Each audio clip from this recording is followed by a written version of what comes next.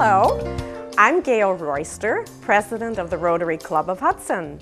Rotary International is a 100-year-old organization of 1.2 million business and professional leaders in more than 200 countries, providing humanitarian service, building goodwill, and peace in the world. The Rotary Club of Hudson, formed in 1930, is a group of men and women who support the international mission, but who are also joined together by a common interest in service to our own Hudson community. A sincere desire to give back. Our primary focus is on local activities such as student scholarships, the service learning class at Hudson High, Hudson Community First, Hudson Community Service, and Boy Scout Troop 321, to name just a few. In addition, Rotarians volunteer their services for such activities as Santa on the Green, Salvation Army's Red Kettle, Relay for Life, Hudson Bandstand, Art on the Green, Bob's Bikes, which is a program that we created and is unique to our club, the four-way speech contest, and many, many others.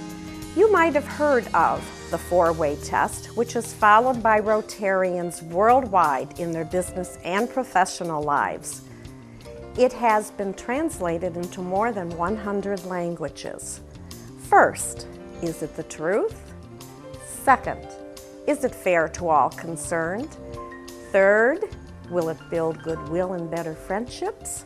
Fourth, will it be beneficial to all concerned? You are about to watch excerpts from one of our recent meetings. Please enjoy.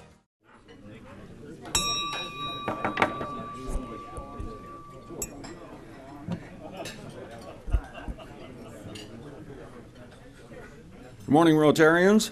Good morning, Ron. Good morning, Past President Rich, who just made it in under the bell, and Donna. Everybody here knows who I am, so I'm not going to introduce myself. Well, I will. I'm Ron Strobel. I'm the Sergeant at Arms. All right. I can't find it. I think some. 2 weeks, you've already lost it. No, I lost it last week, and I'm sure that somebody stole it because they didn't want me abusing my authority. I know it. Our invocation this morning is by Liz Ramsey.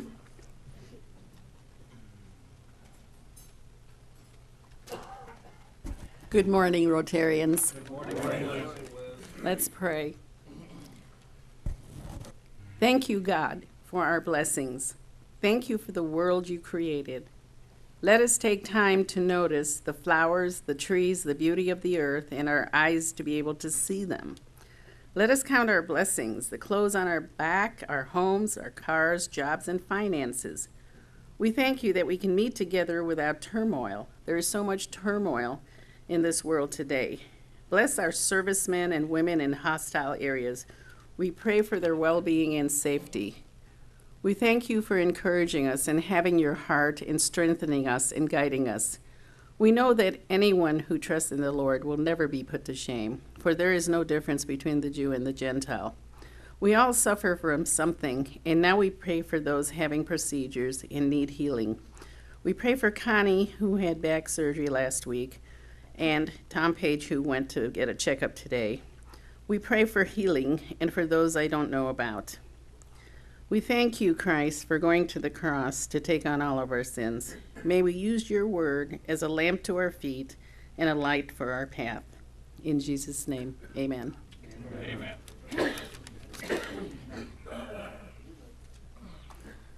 Thank you, Liz. And would you now join me in the pledge and the four-way test? I pledge Allegiance to the flag of the United States of America and to the republic for which it stands, one nation, under God, indivisible, with liberty and justice for all.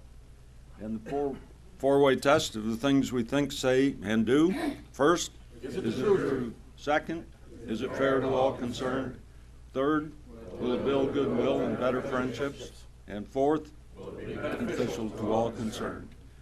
And now to lead us in song, Dick Pearsall. Okay. I think in right proportion, we ought to sing a little bit about the All-Star game this morning. I think you all have the words, so I don't think we're going to put it on there. So we'll just start. Take me out to the ball game, take me out to the park. Buy me some peanuts and Cracker Jacks.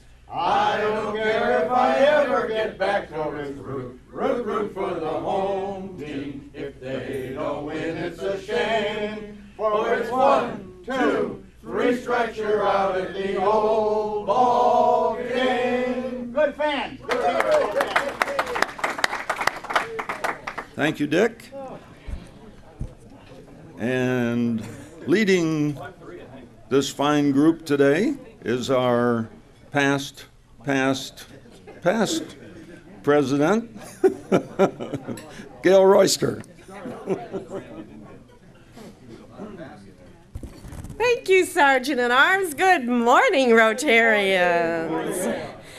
As Ron said, I'm filling in for President Allison, who always asks the question, who's making a difference in our club? We are. All right.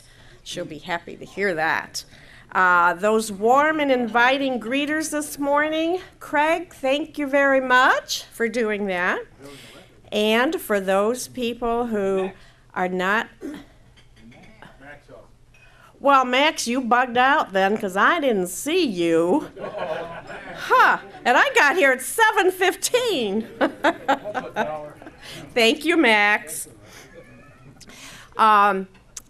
Early when people are here to set up. I mean, it's just incredible. Do you know what they do, guys? They roll everything in from the other room and get it all set up here in the wee hours of the morning. So we are so grateful to them.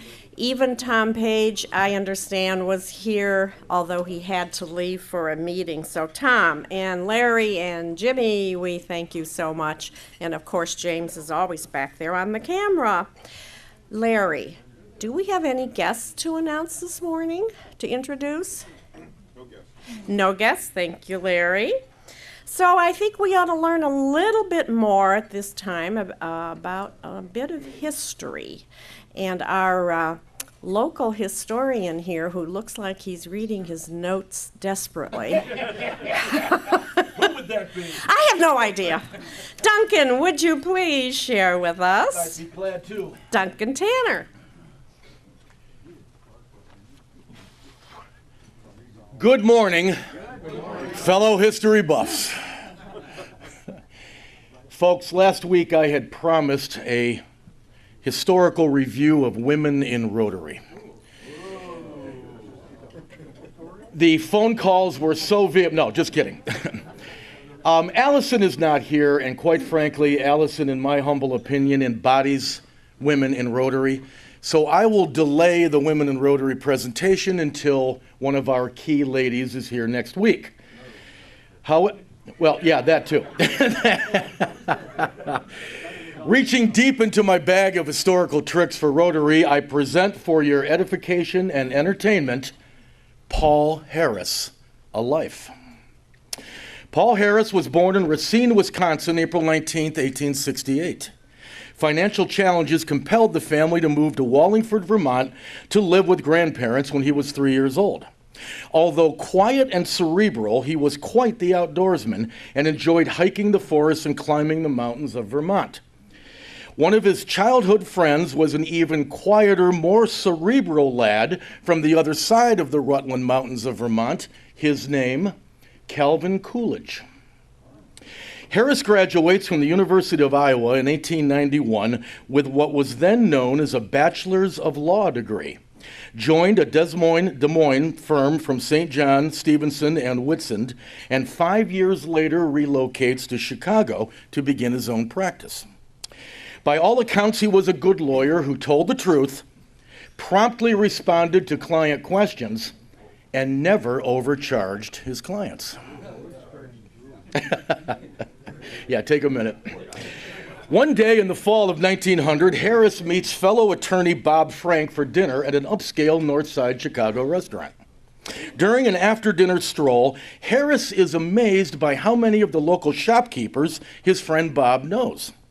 A young man building a law practice, Harris knows he doesn't have Bob's people skills and longed for the kind of fellowship his friend was enjoying. And it can be reasonably assumed the business contacts that his friend Bob was making. I quote from Paul Harris's book, My Road to Rotary. The thought persisted that I was experiencing only what had happened to hundreds, perhaps thousands of others in this great city. I was sure that there must be many other young men who had come from farms and small villages to establish themselves in Chicago. Why not bring them together? If others were longing for fellowship as I was, something would come of it. The rest, of course, is history. Harris and 3 other Chicago businessmen gathered at a downtown Chicago office on February 23, 1905, and Rotary was founded. Today, Rotary boasts 34,000 clubs worldwide with over 1.2 million members, who last year alone donated over $90 million to Rotary's annual and permanent funds. Paul Harris died on January 27, 1947, in Chicago after a prolonged illness. Thousands attended his funeral, and Reverend U.S. Mackenzie delivered an eloquent elegy. He found kinsmen wherever he went. Wherever a man was, giving the best that he had, he knew who he was and gladly recognized him. And he was especially concerned in every effort to remove the barriers that separate man from man. The barriers of ignorance and misunderstanding and animosity and of intolerance. And of all those things that spoil human relationships and keep men apart, he has the distinction, as you know, of having set on its way and being the founder of Rotary, an organization that has this one of its great objectives: cultivation and international understanding and goodwill always amongst men. Thank you.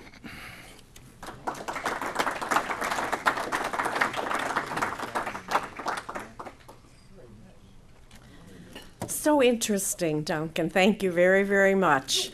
Research and well presented. It's time for Jeopardy! Only today it's double Jeopardy! So that means you not only, yes? I have to scan the crowd and see who gets their hand up. Oh, okay. I thought you were giving me the hook.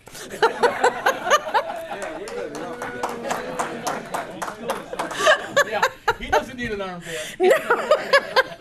All right. Anyway, you need to ask in the form of a question, right?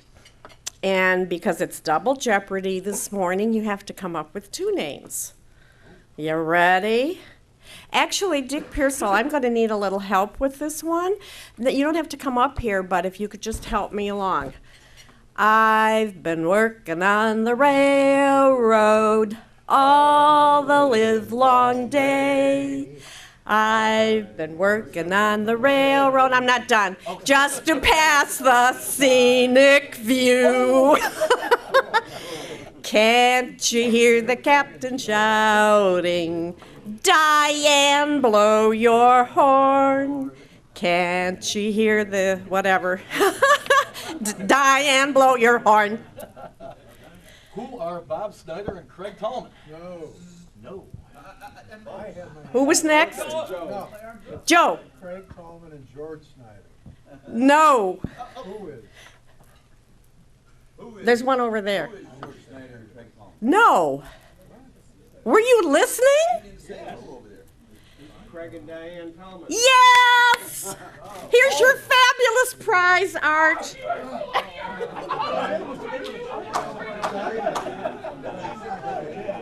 Thank you.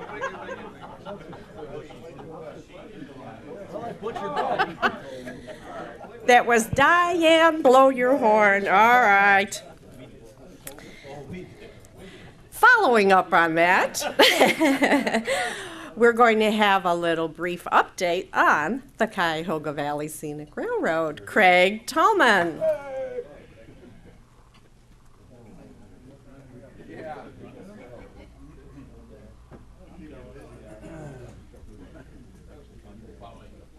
Well, good morning, Rotarians. Thank you, Gail. I appreciate the opportunity to give you a quick update. But really, what I was asked to do also is to tell you about the many different things that we as a group at Rotary could participate in if there was some social interest to do so for activity purposes. And I want to go over that. But quickly, the tracks are open again. There was a lot of publicity here in the May storms and so forth. We were down 7 weeks and got back in service on July 2nd, so we're offering a full summer schedule of 3 loops a day, which is a 3-hour tour in each loop. We start at 9 o'clock in the morning up at Rockside Road in Independence, and we get down to Akron around 10:30 in the morning and head back north. So full schedule's out there, so check our website, as you see right here, for ticket information on the different activities. Some of the things that we're well known for clearly are very entertaining to lots of people of different ages. And for some of the premium programs out there, what are very popular are the Grape Escape programs, which is our wine tasting events, and our Ales on Rails events that are our beer tasting events. And we do them once a month up till November, and we do not do them in December. And those are things you know us about probably from a social aspect. But there's a lot of other things we do that might be of interest to the club members if we wanted to do it as a group or individually or whatever. For example, every weekend we have a brunch program, and it's a very nice way to see the national park in the morning light. It departs out of Rockside on a seasonal basis or Akron, depending on the calendar. So wintertime it's a brunch program. Summertime it turns into a breakfast program at 9 o'clock. And we do a lunch program at 12:40 in the afternoon. Again, 2 great ways to enjoy a train ride, see the national park and the different lights of the day and so forth. We also have specialty cars that might be of interest for us as a group here at Rotary. So for example, we have a Vista Dome. And many of you may recall back in the heyday of rail travel across this country, Vista Domes were very popular seats on trains. Especially as you get out west and whatnot. And the coach we have came off of the Rio Denver Grand Railroad. It was originally part of the California Zephyr train that ran from Chicago to San Francisco, and its name originally was a Silver Bronco. We've renamed it Emerson through a corporate sponsorship, but that coach is on our train every day. And it seats 12 in the top part, comfortably up to about 18 we can get in there. So if we had a group of people here that wanted to get together, we could arrange for a charter type function to take place, and it'd be a great way for an afternoon's time for a group of people to enjoy the park and the train itself. We also have an observation car called the St. Lucie Sound, built in the 1940s. It was originally on the Florida East Coast Railway. It really harkens back to the day of business travel. It's fully equipped with a bar, a kitchen, 3 sleeper berths. It has half the car is really the sitting area with lounge furniture, and you got a 180-degree view of the park because it's one of those rear-end cars. So again, that's it's a lot of fun. It's nice to get a group of people together there and enjoy that as well. When you have large groups and so forth, we've got coaches that have tables and chairs that we can kind of reconfigure and do different things. We also do business meetings on the train now. That's a commercial sales channel that we just started up on, and it's starting to gain some traction and whatnot, that you get small business groups that, and all of you being in businesses in some form or another, may be interested in, where you can have a business meeting for an hour and a half or so and then kind of recess to some hors d'oeuvres and maybe some cocktails as you finish the trip and so forth, and we're getting a lot of traction and a lot of interest in that area. So I just wanted to point out there's a lot of different type of activities that we can do on the trains. Breakfast, lunch, dinners, the tasting events, the various chartered cars and so forth. That if anybody in Rotary had an interest in getting a group of people together under Dexter's leadership for the social calendar this year, we can work together to do different experiences. It's not all about wine and beer and so forth and so on. So make note of that. If there's any questions, I'll be happy to answer them, but I just wanted to share those different opportunities with you this morning. Any questions? How long has the Polar Express been going? Well, the Polar Express is hitting its 21st year this year, so it's a community asset, frankly, and one that's cherished by lots of people in the area. So we'll be, in fact, we're having our first planning meeting today at 1 o'clock. So It's a complex program from a logistics standpoint, but the team does a great job, and we pull it off very well every year. How far north do the tracks go, and is there any plan to send, Sure. get them all the way up to Cleveland? We have a 26-mile track system that starts, if you go north, starts in Akron down at Howard Street there, right off of 59, and goes up to Rockside Road in Independence. And then we reverse and go back the other direction. Any plans to? You know, Jim, James, that's a ongoing discussion involving lots of people. Unfortunately, the money's not there, and you know, there's a great political interest to do so.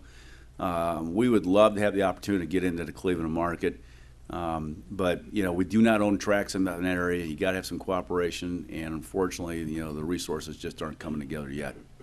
But it's a work in progress. Do any of those start in Peninsula or always in Akron?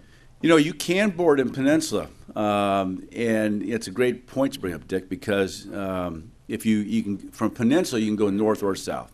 So there's multiple schedules at Peninsula, and you can still do the 3-hour trip. Yeah, Liz. I went. I took my grandson, so it was a good trip.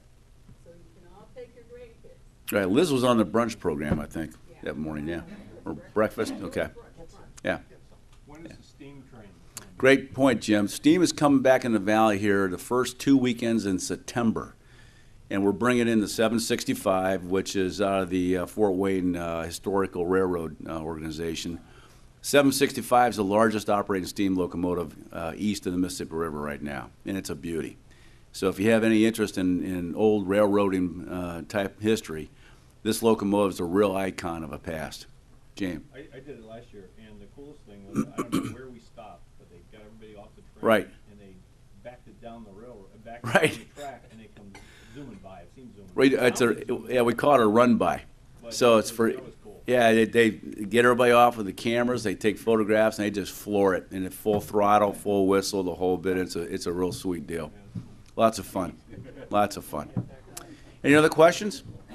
Well, again, for our purpose, selfishly, again, Allison and Dexter wanted to talk about, you know, any interest that we may have to do different things on the train. I want to emphasize we do a lot more than just beer and wine for adults, okay? So there's lots of opportunities to have fun. Thank you again.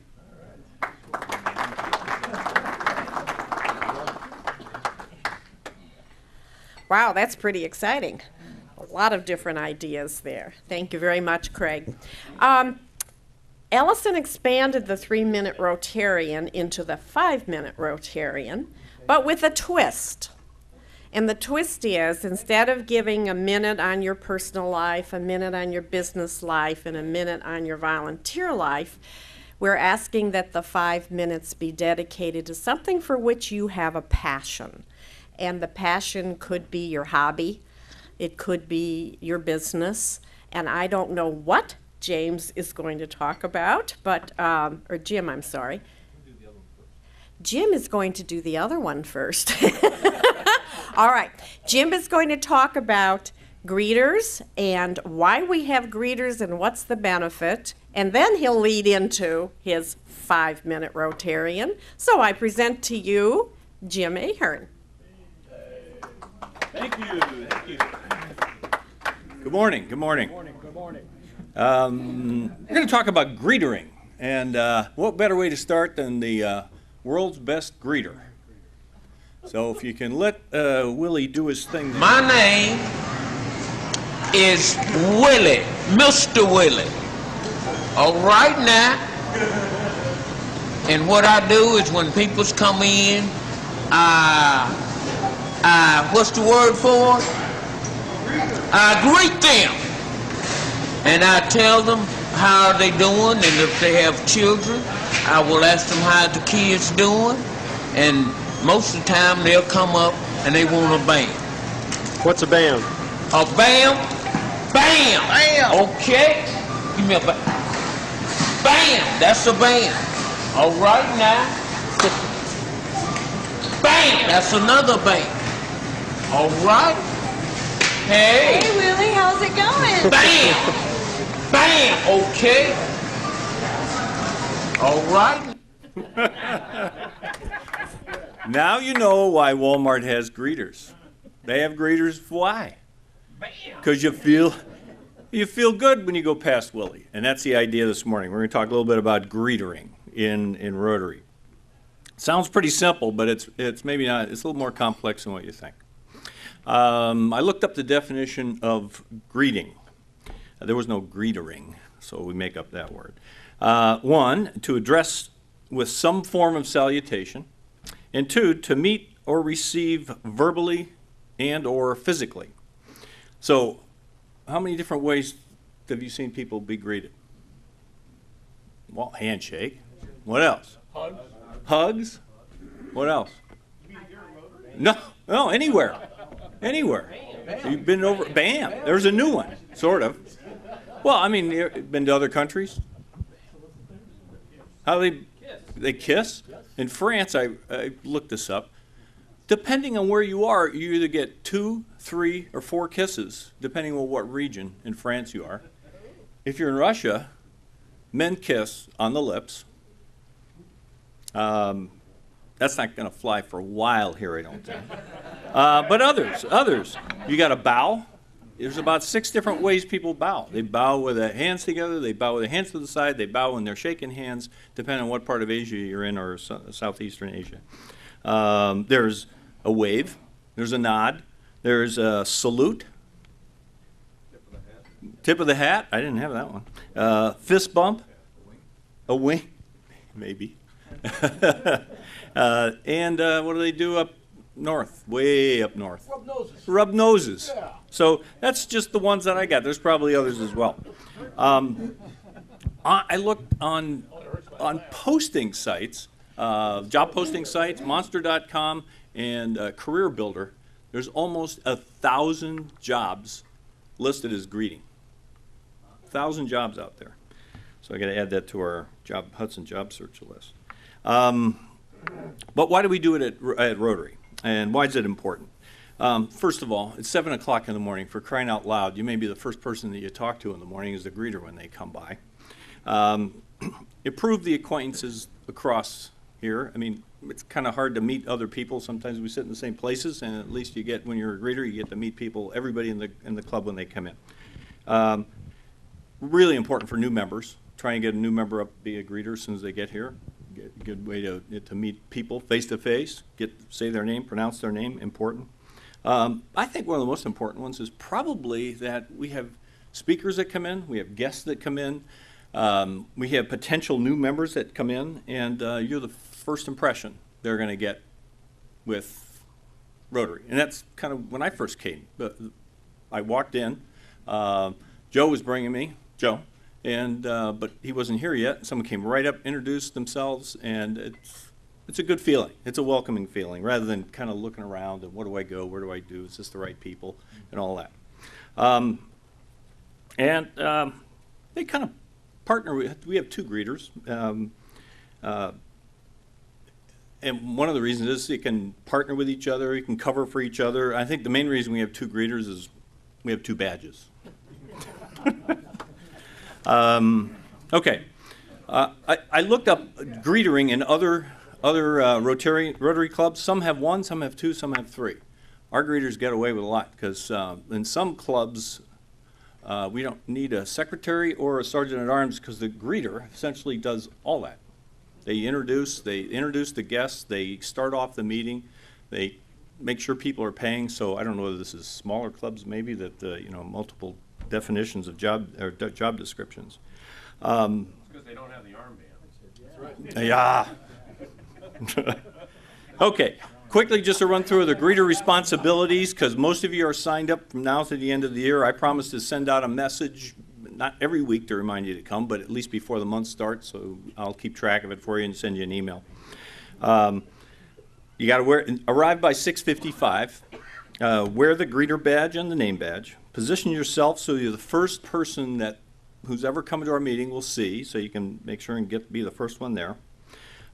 Greet everyone and direct guests to the table. Make sure they sign in. Seek out strangers. I mean, some people look lost. Maybe they belong, maybe they don't, but at least be the first one to reach out to them. Explain where we're going to eat, seating, buffet breakfast, and all that.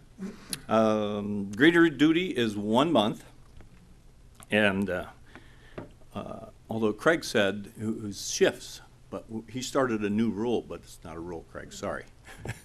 We have 2 greeters. Both of you be there, because then one's greeting and 2 people come in, 3 people come in, you'll miss some.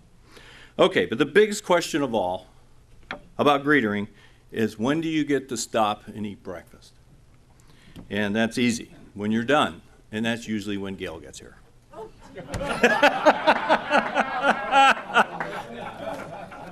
Or wait a minute, I'm Dad. Or Tom Tobin gets here. Where's Tom? There's Tom, when Tom gets here. All right, any questions about greetering? Don't wait for me. Yeah. Any questions about greetering? Okay, all right, that's not up yet. You can leave it there, though, if you want. You can leave it there. I'm going to talk about 2 things our passion. It leads a little bit. Just starting off, tell you how I got into. I basically worked for one company my whole life. That's Eli Lilly. So I was in the pharmaceutical industry. When I graduated from Westminster, I was in pre-med, and I'm lucky here that we have Dan and Bob are both Westminster Titans, and 2 in 1 audience. That's awesome, and that's never happened before to me. But I graduated there in pre-med, and I bombed the MCATs a couple times, so I gave up that. I gave that pursuit. I got to tell you, I'm a very lucky individual. I see at Hudson Job Search how many people, it's kind of a dinosaur nowadays to say you work one company your whole career. And that doesn't happen very often. I worked for a great company. They were a grow your own talent organization. They did not recruit other companies.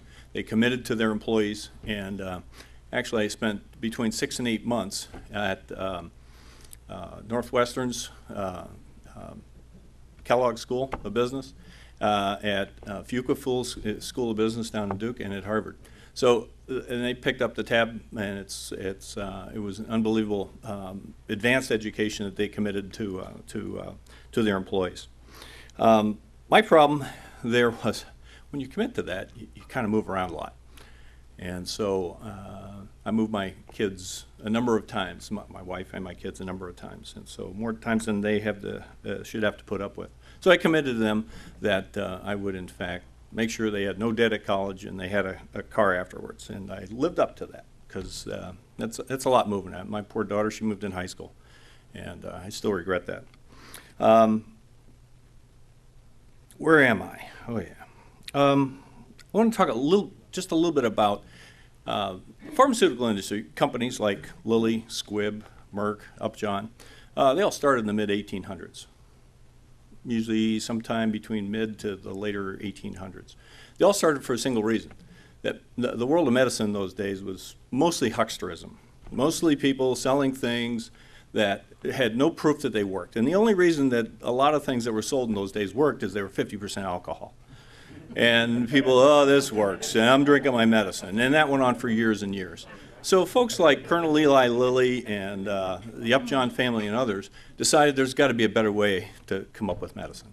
There's got to be a better way to be fair to human beings and to help doctors treat patients. And they created not only drugs, that was the end result. They created the scientific methodology to be able to test drugs for safety and efficacy the best they can, which wasn't in those days. It was all anecdotal. We'll put this valerian root and we'll mix it up together and see what happens. So they give it to Larry, and he does something, and they go, this is what it does. That's pretty, it's like Medicine Man days up in centuries ago. But people, in today's world, we take it for granted, because people forget that drugs are dangerous. Any drug you take is a poison. That's why it's a prescription. And so if you take too much of it, if you take too little, it's not going to work. If you take too much, you get wicked side effects a lot of times, and some serious ones. So it's all benefit versus risk. But in today's world,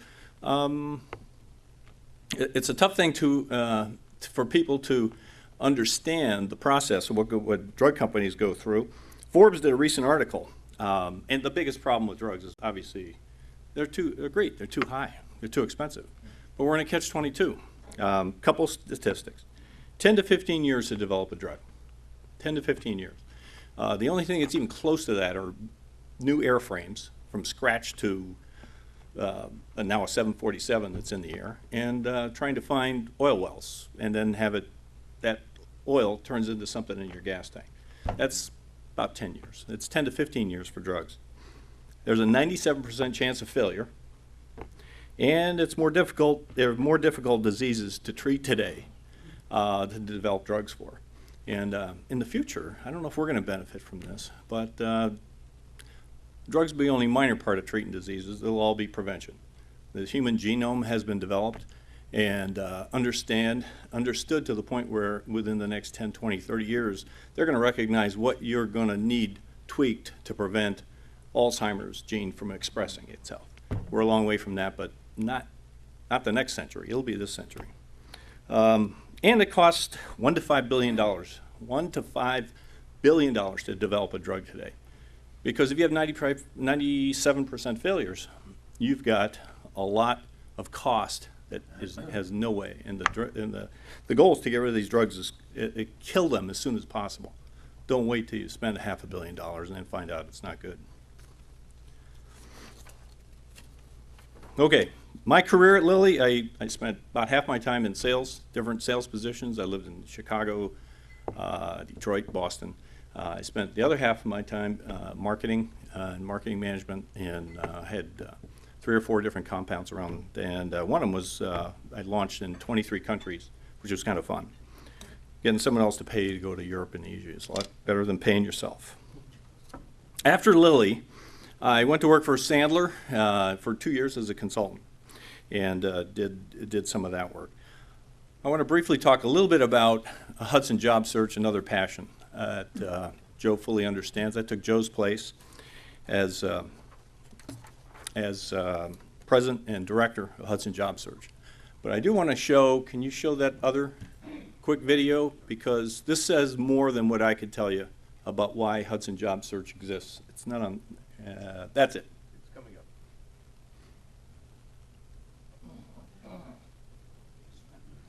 Come on, time. Oh, yeah, okay. Well, in the very beginning, after losing my job, I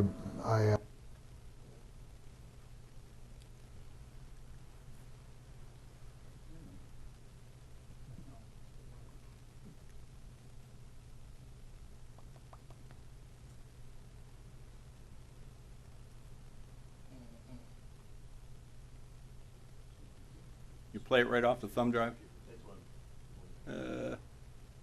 No, over the one more to the right, up here. That one, yeah.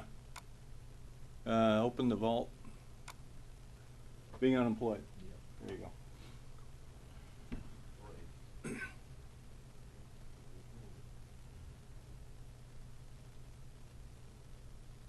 There it is. Can you enlarge it?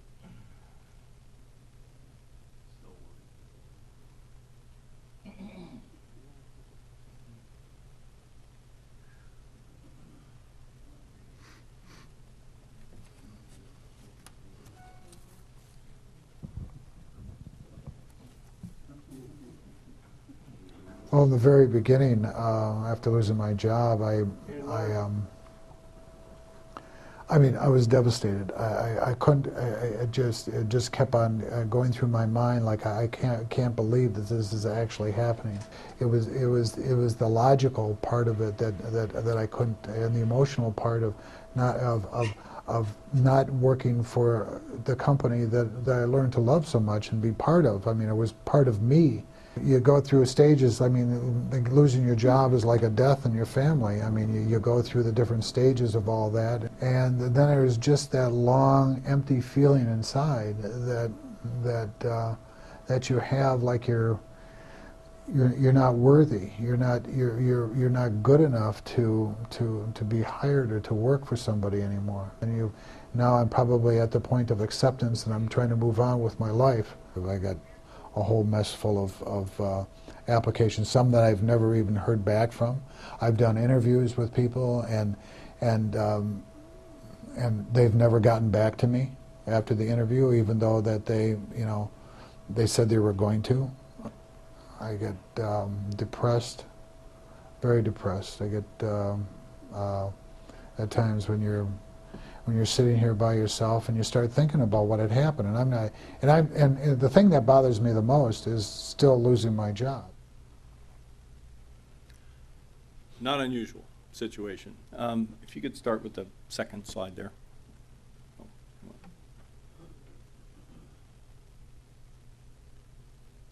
There we go. All right. Not unusual situation. Looking for a job is nothing anybody majored in college. In today's world, it's a very difficult, it's a difficult and different process, particularly someone, I don't know, maybe he's in his 50s. Maybe if he had the same job for 25 years. He can't do the same thing he did 25 years ago to find a job. It's just not going to work. It just isn't going to help him. And it's a lonely thing to do all by yourself. And so that's what really attracted me to Hudson Job Search and what they do, and especially the fact that we've got almost 45 volunteers, which some are in this room, who dedicate to being a mentor, a coach, a priest, a kick you in the rear end person at times with people, because it's tough to do all the things you need to do when you have a job, especially with someone like this who's probably depressed and not motivated to do all the things. You got to be the opposite of that. Just a quick graphic to show you, we're back in recovery now. It's probably, unemployment is still like in the 6.65 range, so it's recovering, but it's something that is going to, the reason I show this is this recession is different. It's deeper than anything we've had in the past in the last 60 years, 65, almost 70 years, and it's lasting longer. And that whole gap down there is filled with unemployed people. And the unemployment rate now is, it's in 6, but there's more people that are not in that number now, people that aren't looking for jobs, so it's a little misleading in that it's not as good as it seems.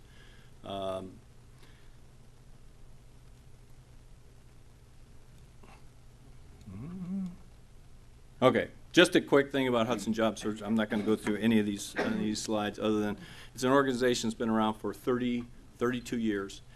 And I think most of you have a pretty good idea what we do is basically we help people one-on-one with all the behaviors that they need to be doing. It's free outplacement service. And if you live in Hudson or worship in Hudson, you have the right to an individual advisor who works with you until you get a job or until you cry uncle or whatever happens with you in your life. I got to say one last thing before I close, and that is I had the honor of being asked, and there was 3 of us from Cleveland area that went to this White House forum about community-based and faith-based job clubs, and went there, and there was about 100 that were there. It was a lot more of that, a lot more than 100 around the country, and we were, if not the oldest, there was nobody in the room that was older in terms of had been established any earlier than 1982, and only a couple of them had anything close to what we had in terms of one-on-one people committed one-on-one advisory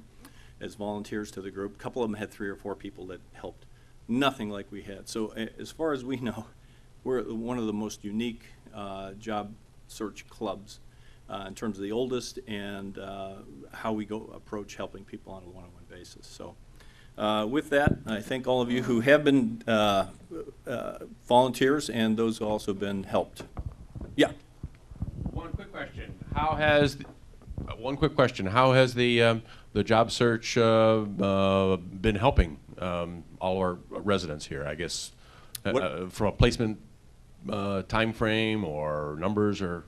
Well, success. On average, we probably touch the lives of 70 to 80 folks that are assigned an advisor. And there's probably another 40 or 50 that are a regular part of our every other Monday night meetings that come but don't qualify for advisor because we can't help the world. We can't help all of northeastern Ohio. We wouldn't be able to. I'd lose all the volunteers. It'd be too much for them. So we help approximately 100 to 120 a year. When I took Joe's place, it was more because that was right at the trough in 2007, 2008 when you were getting slammed. There were 40, 50 people coming on Monday nights. And primarily the things we do, helped put a process together we call Jumpstarting Your Job Search. That everybody's a little different in their job search, but it's a process that makes sure that all the bases are touched. Some people want to practice interviewing. They don't even have their resume right. If you're not going to get interviews, if you're not going to get interviews if you get your resume right and aren't doing all the right things. So let's do things in the right order and the right process to increase your odds of being successful. Yeah. Who actually started Hudson Job Search, or was there an organization that did it? The Congregational Church, and I don't have their names right now, unfortunately.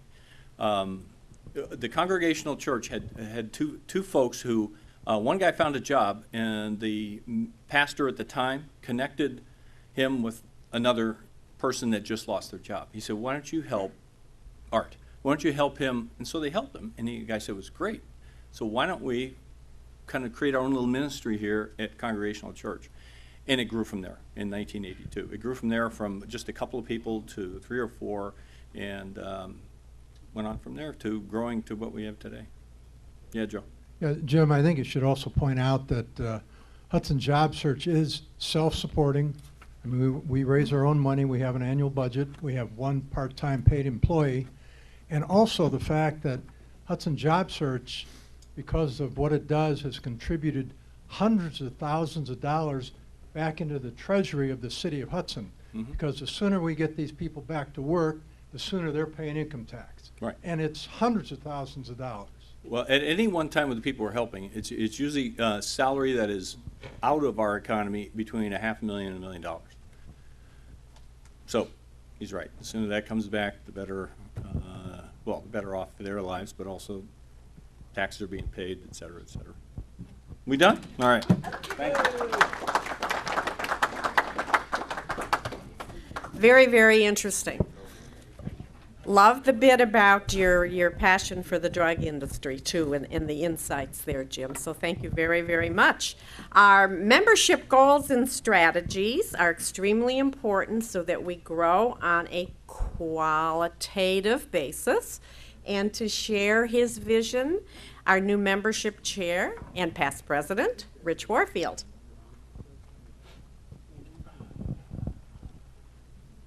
All right, I'm going to try to get through this 5 minutes and 3 minutes here due to we have other speakers after me.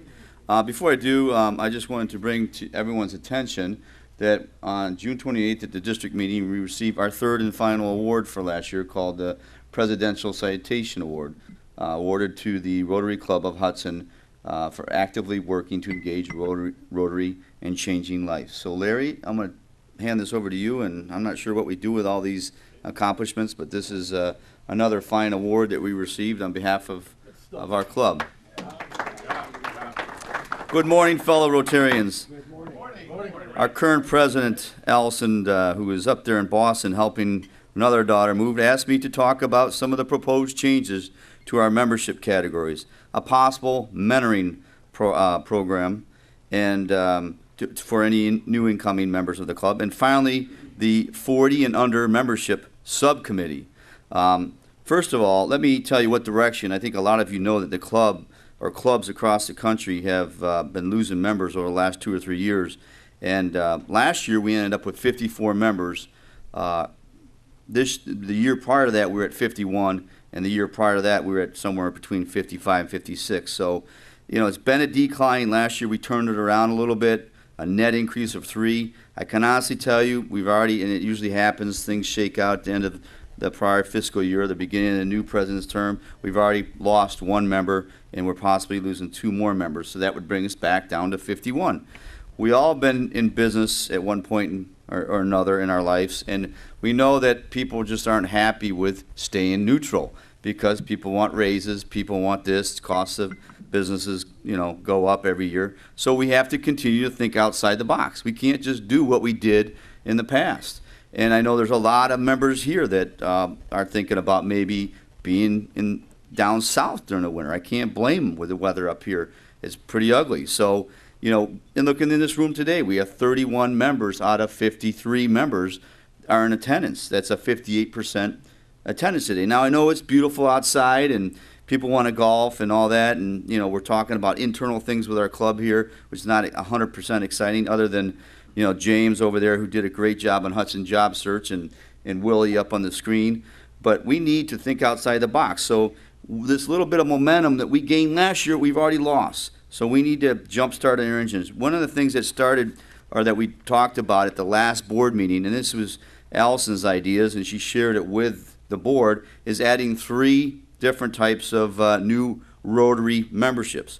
One being associate Rotarians, and that's for the young professionals who just don't have the time to be here every meeting. People like the Eric Daughtys, Brian Bishops, Mike Binax, and all that we've lost over the years. And I'm going to start getting on the phone. I've already talked to Eric. He might be interested in this, is possibly just coming 2 out of 4 weeks out of the month. And I got to take my glasses off to read my notes, forgive me. And they would pay the $8 each time they come for breakfast, and they would pay $100 for dues.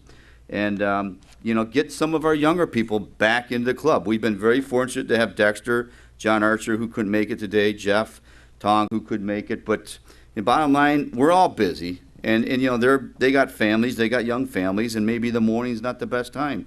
Another level of membership is called the partner Rotarian level. If you have a spouse that you want to bring into Rotary, and maybe they could attend a couple meetings out of the month, and their dues would be $25 a month, and they would also pay for the breakfast each time they come. And the last one, and by the way, all these were in theory passed at the last board meeting, but we need to figure out what the final wording is and go from there, and then we'll roll it out to the membership. The last one is a junior Rotarian. People that are actually in high school and college that might want to come to our meetings. Pay the $8 for breakfast and get involved in our I know, what's his name, Reggie, James? Reggie didn't pay $8 when he came, but he came as part of Hudson Learning Service. Get people from the high school involved so they can see what Rotary's like when they get older. Those are the 3 main areas that we talked about, and it has been passed, but I will get you some more, once the language is finalized, I will get that out to the membership.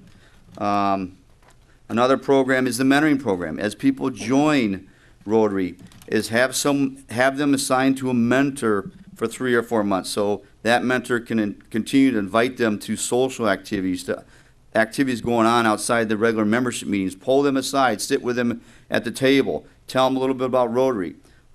So that's another area that we are talking about increasing our participation in. Finally, Allison must believe that I still look under 40 for some reason and act like I'm under 40. I'm sure there's a lot of people here that would agree with that. But absolutely. But she assigned me to be the chair of the under 40 subcommittee, and Dexter may or may not realize this, but he's on that committee. Allison has an amazing way of getting people involved. John Archer and Jeff have already volunteered. And what we're going to do, and I know Dexter's our social coordinator, is that we're going to coordinate things on that 5th Wednesday. 2 meetings have already been canceled. We're going to try to do, if some of you remember, we met over at Zeppi's for pizza and all that, is get more involved and have more of these social activities between 5 and 7 o'clock after the work hours. And once again, I know I don't want to trip over what Dexter has planned for us from a social side of things, but try to recruit younger members to participate in these events. So these are, I just wanted to touch base on it. I know we're kind of limited on time, but these are the 3 main areas that we're going to look at going a little bit deeper on. And, like, once again, I know people want to go down south during the winter, and our participation, and people like Joe Rusnak, who was on job search, goes away for 3 months, and we really love having him while he's here, and other people that Dan Williams liked to bicycle in Europe a lot. We just need to get more people here, and we appreciate all the things that all the things that all of you have done. But as you know, time passes, and we have to continue to look for new members. You just can't stop doing that. So thank you for allowing me to speak about this program on a 30,000 flyby level, but I promise you I'll get you more updates as time passes.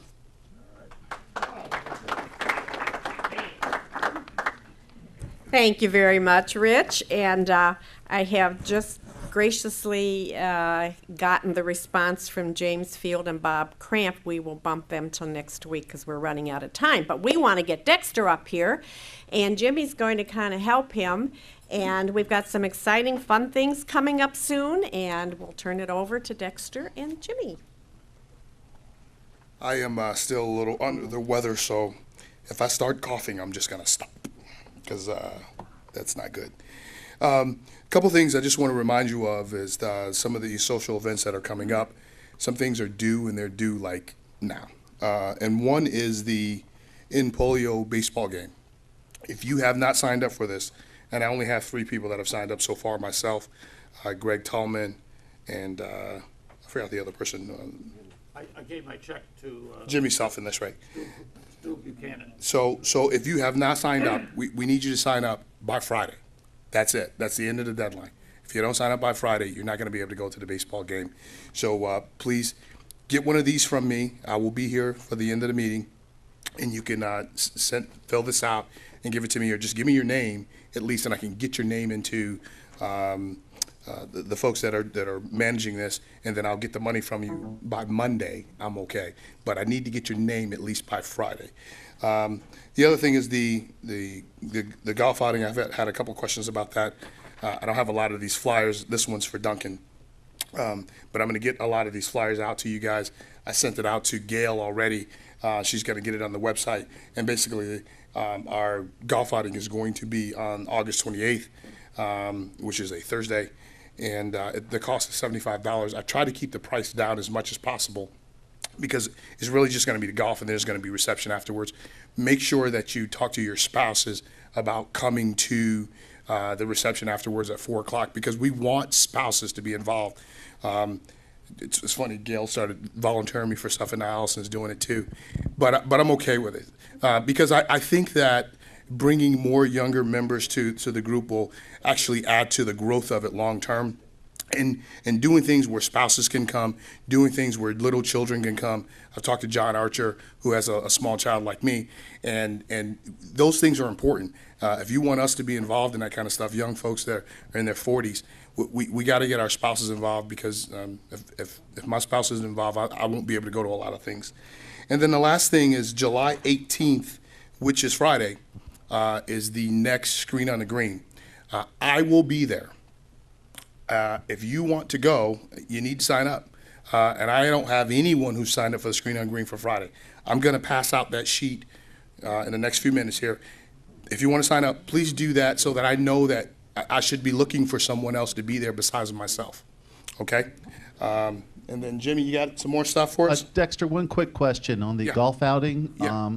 For those of us that, aren't good golfers or whatever, but still would like to bring our spouse to the thing afterward, is there a way of doing that too? Yeah. You can just come to the reception afterwards. There's actually no cost for the reception. There's only a cost for the golf. Oh, okay. There's no cost for the reception. Okay. So we're gonna take care of that for you. Well, that sounds good. Yeah. Thank you for sponsoring that, golfers. Sure. What course are we playing? We're playing Ellsworth. Yeah, everything that we do will be here, local, Hudson, and we're going to try to do things where either a Rotary member is involved in it or owns it. So our things where we're doing it the last Friday of the month, and we're going to be doing at Johnny's, because one of the Rotary members is involved in that somehow. Either daughter or son or something is involved in that. So we're going to try to do things local here in Hudson, as well as try to do things that are together with Rotary members. Yeah. What's the golf outing date? It is August the 28th. August 28th. Okay. Any other questions?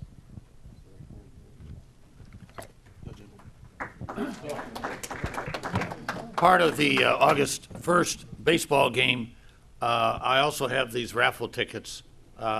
One ticket for $10, 3 tickets, raffle tickets for $20, and the last one is for $30, 5 tickets. I've sent my stubs in. I'd like to meet you over there at the door, and hope you will also participate. Also over there is the box of VCR tapes. So take a look in there. It might be something you want to take home. Thank you for watching our program, and thanks to HCTV for providing us the opportunity to televise our Rotary meetings. Our club meets every Wednesday throughout the year at 7:15 a.m. in Laurel Lakes Community Room. You are most welcome to attend one of our meetings to learn more about our mission. Thank you.